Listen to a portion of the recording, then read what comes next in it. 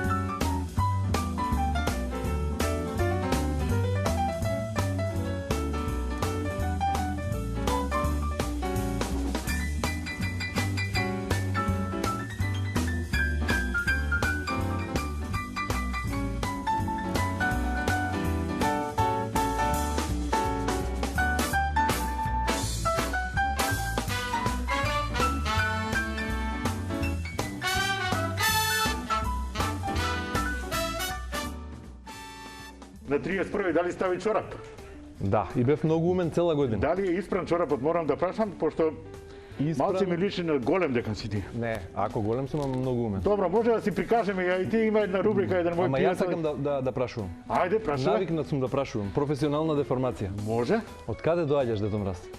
Од Лапонија такви прашања не се поставуваат. Има дилема, сега некој вели од северниот пол, таму му била вистинската Не, куќа. таму имаме фабрика. Таму е викендичката. Не, фабриките не се на северен пол и таму имаме елфови и студена поддружница. Така, а викендичката е можеби на Аљаска. Не, во Сибир не е, ама тоа е скриена локација. Кога одмара дедо Мраз? На лето.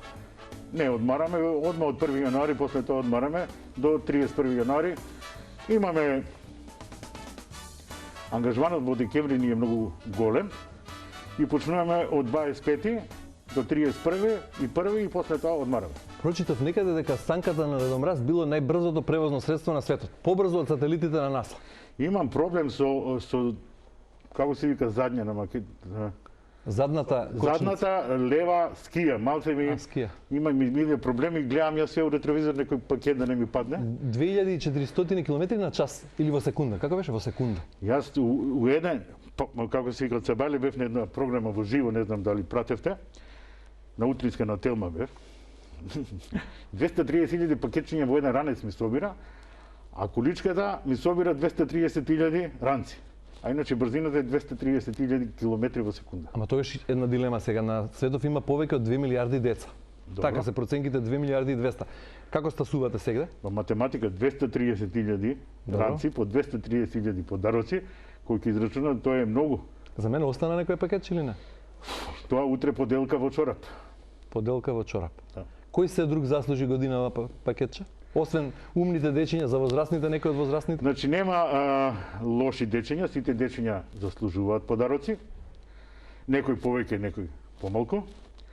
А возрастните има една група која не заслужува и има група која заслужува. Например, јас сум голем фан на вашата фудбалска репрезентација и се надевам дека со Италија ќе победе и после со Португалија исто ќе има, се надевам, победа бар на пенали и да ги гледаме на светско првенство 2022. Значи за фудбалерите има пакетчиња и за годинава и за до година. Па да, има и за Дејан што освои сребрен медал на Олимпијада. Дејан се викаше, ако не греша. За сите златни деца спортисти има. Да, за сите послушни деца. Има една група, тоа се политичари на кои не би им дал пакетче. Дури имам еден предлог, сите политичари да земаат плата со СМС порака.